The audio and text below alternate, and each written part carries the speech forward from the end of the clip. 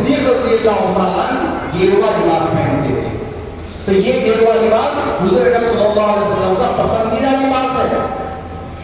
حضرت حفصہ رضی اللہ تعالیٰ عنہ سے روایت ہے کہ حضرت عمر رضی اللہ تعالیٰ نے پوچھتے, لمبی حدیث ہے تو مختصر کرتے ہوئے کہتا ہوں کہ حضور اکرم صلی اللہ علیہ وسلم کہ کون سا پسندیدہ لباس تھا. آپ پوچھتے ہیں ام المومنین حضرت حفصہ رضی اللہ تعالیٰ مومنوں کی ماں ہے, حضور اکرم صلی اللہ علیہ وسلم کے زوجہ محترمہ ہیں. ان سے پوچھتے ہیں کہ حضور اکرم صلی اللہ علیہ وسلم کا پسندیدہ لباس کون سا تھا. آپ کہتے ہیں کہ وہ گیروا جوبے تھے ان کے پاس.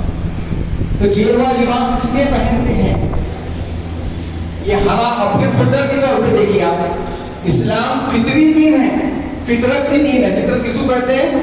خود بخود جو چیز عمل میں آتی ہے اس کو فطری چیز کہتے ہیں.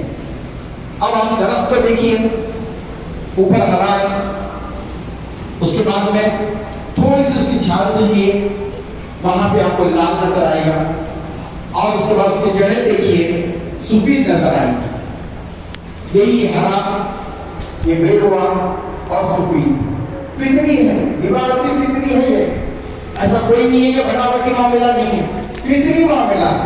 لیکن سمجھ میں نہیں آتا. اس لوگ یہ چاہتے ہیں کہ میرے عقل میں آ جائے دین, میرے ذہن میں جتنا دین ہے اس میں چلے لو. اس لیے ایک دفعہ ایک بزرگ سے آگے کہتے ہیں, شاید مجدد الفسانی ہے یا کوئی ہے, ان سے آ کر ایک صاحب کہتے ہیں کہ مجھے کچھ نصیحت فرمائیں. تو آپ کہتے ہیں کہ دیکھو بیٹا, کبھی اللہ بننے کی کوشش نہیں کرنا, کبھی رسول بننے کی کوشش نہیں کرنا. تو پریشان, یہ کیسی بات ہے؟ اللہ بننے کی کوشش نہیں کرنا, رسول بننے کی کوشش نہیں کرنا. اس کے بعد سوچتے ہیں اور پوچھتے ہیں کہ سمجھ میں نہیں آئی میرے کو بات. تو کہتے ہیں کہ جو میں حکم دوں وہ حکم پورا ہو جائے وہ اللہ کا کام ہے. اللہ جو حکم دیتا ہے وہ مکمل کرنا بندوں کا کام ہے, ان کے اوپر فرض ہے.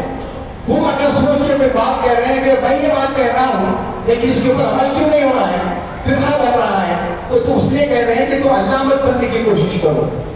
اور رسول کا مطلب, رسول کا جو فرمان ہوتا ہے, جو حکم ہوتا ہے, اگر اس کو نہیں مانے تو وہ کافر ہو جاتا ہے.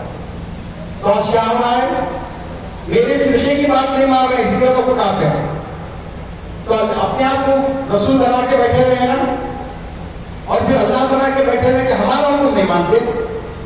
تو اللہ اور رسول مت بنو, بلکہ حضور اکرم صلی اللہ علیہ وسلم کی پیروی کرنے والے بن جاؤ. صحابہ کرام کہیں بھی حضور اکرم صلی اللہ علیہ وسلم سے ہٹ کر حکم نہیں دیے, کہیں بھی ایسا کو نہیں ملتا کہ یہ بات میرے طرف سے میں کہہ رہا ہوں, کہیں بھی نہیں ملتا. بلکہ وہ بات یا وہ حدیث میں ہے یا قرآن میں ہے یا دونوں کے ذریعے سے ایک جس کو توقع کی جاتی ہے, وہاں پر وہ بات قرآن کے تابع ہی ہوتی ہے. تو اس لیے ہم کو یہ کام کرنا ہے ہر حال میں, جس حال میں ہم ہیں, بس ایک ہی فکر رکھیے کہ میں دین کو کیسے پھیلاؤں. آپ یہ مت سوچئے کہ میرے کو اتنے زبانیں نہیں آتے, مبلغین کو 2 3 4 5 زبانیں آتے ہیں اس لیے وہ پہنچا رہے ہیں. نہیں, یہ بات مت سوچیے.